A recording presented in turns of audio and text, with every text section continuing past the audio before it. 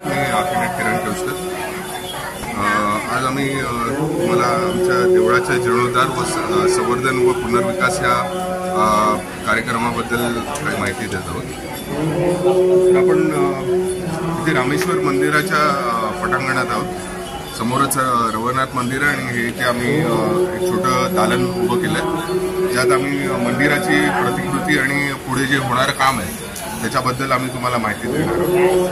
तर आपलं मूळ मंदिर जे इथे दिसतंय तुम्हाला ते त्याच जसं आहे त्याच शैलीत आपण ठेवतो त्याला, फक्त त्याचा पहिला माळा जो आहे तो जीर्ण झालेला आहे, सगळी लाकडं वगैरे खराब झालेली आहेत, ती आपण रिप्लेस करायचा विचार करतो।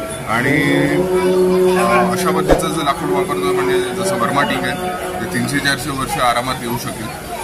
आणि जसं आपल्या पूर्वजांनी एक असा ढाचा आपल्यासाठी वास्तुकलेचा ठेवला आहे जो बरेच वर्ष आपल्यासमोर 1200 वर्षाहून जुनं मंदिर आहे असं समजण्यात आलं आमच्या रिसर्चमध्ये।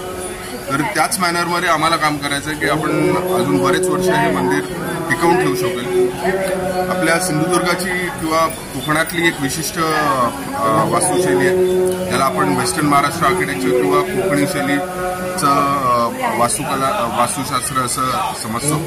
आणि हळूहळू ही शैली जी आहे ती कॉन्क्रीटच्या वापरामुळे हळूहळू आपण शैली नष्ट करत चाललो आणि त्याच्यामुळे आपल्याला आपल्या शैलीला टिकवून ठेवण्यासाठी आमचा हा एक उपक्रम आहे।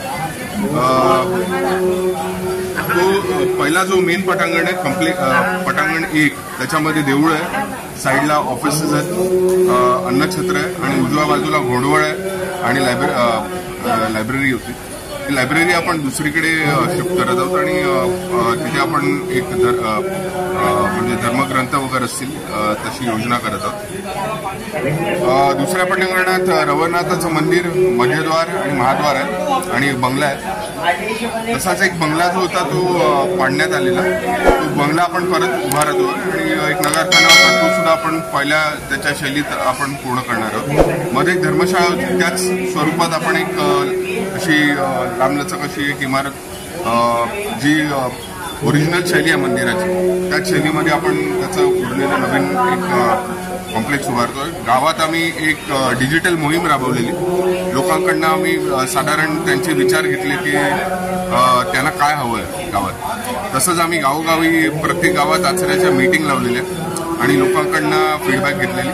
तर त्यात आपले जे लोक होते त्यांना म्हणजे आचऱ्यातले बरेच लोक सांस्कृतिक कार्यक्रमात खूप पुढाकार घेतात आणि तसंच बरेच लोक म्हणजे जसे कमलाकर सारंग आहेत, लालन सारंग आहेत,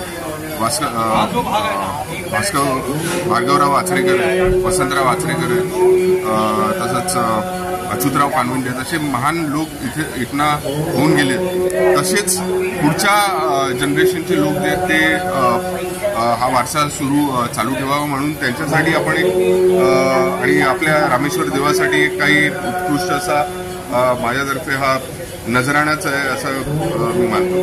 तर एक अशी एक भव्य इमारत आपण बघतोय, त्याच्यात मंदिराचं जे आर्किटेक्चर आहे ते खाली न बसता म्हणजे त्याचा महत्त्व कमी न होता ही नवीन वास्तू आपण उभारण्याचा प्रयत्न करतो। तर त्याच्यामध्ये ही मध्यभागी पुष्करणी आणि त्या पुष्करणीच्या भोवताली सगळे जे इतर बिल्डिंग्स आहेत ते आपण त्याचं नियोजन केलेलं आहे। तर गावातल्या लोकांसाठी एक मल्टीपर्पज हॉल, गावातल्याच नाही मग नंतर जिल्हास्तरीय ज्यांना सुद्धा आपल्या इथे येऊन लग्न कार्य किंवा काही इतर कार्यक्रम करायचे असतील तर ते करू शकतात। आणि त्याच्याच वर त्याचं छत म्हणून वापरलेलं जे शिड्या आहेत किंवा ॲम्फिथिएटर आहेत, त्या ॲम्फिथिएटरमधनं समोर एक ओपन-एअर नाट्यगृह असा आपण बनवलेलं आहे। तर तिथनं लोक त्यांची कला सादर करू शकतात आणि लोक त्याचा आस्वाद घेऊ शकतात।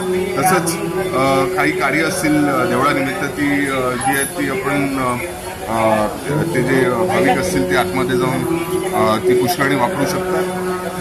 खाली जो मल्टीपर्पज हॉल आहे त्याच्या बरोबर साईडला 2 अजून मल्टीपर्पज हॉल आहेत, तिथे जेवण कार्यक्रम वगैरे होईल आणि इतर काही वर्कशॉप्स घ्यायचे असतील, सांस्कृतिक छोटे कार्यक्रम असतील, मीटिंग असतील किंवा लेक्चर्स असतील काही तर ते सगळे असे मल्टीपर्पज बॅनरमध्ये होऊ शकतात. मंदिर जे आहे ते लोकांच्या कार्यातना संपन्न होणार आहे.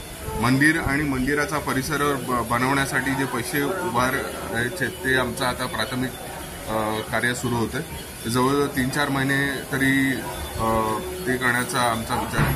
आणि पावसाळ्यानंतर जो काम आम्ही सुरू करू ते साधारण पुढच्या मे महिन्यापर्यंत संपवण्याचा आमचा टार्गेट असेल. पण ह्या सगळ्या गोष्टी भाविकांच्या सपोर्ट शिवाय होणार नाही. तर पूर्ण सिंधुदुर्ग किंवा महाराष्ट्र याच्यासाठी हे एक खूप महत्त्वाचं शिवाचं मंदिर आहे. आणि त्या लोकांनी पुढे येऊन हा जो एक वेगळा उपक्रम आहे तो संपूर्णत्वास न्यावा. आणि तशीच आपली कोकणातली किंवा सिंधुदुर्गातली मंदिरं जी आहेत ती एकमेकाच्या साह्याने त्यांच्या मूळ स्वरूपात जिवंत ठेवावीत. कारण जे येणारे भाविक आहेत किंवा पर्यटक आहेत ते आपली संस्कृती, आपली वास्तुकला वगैरे बघण्यासाठी येतात. आणि तीच मूळ नष्ट झाली तर ते लोक येण्याचे बंद होतील.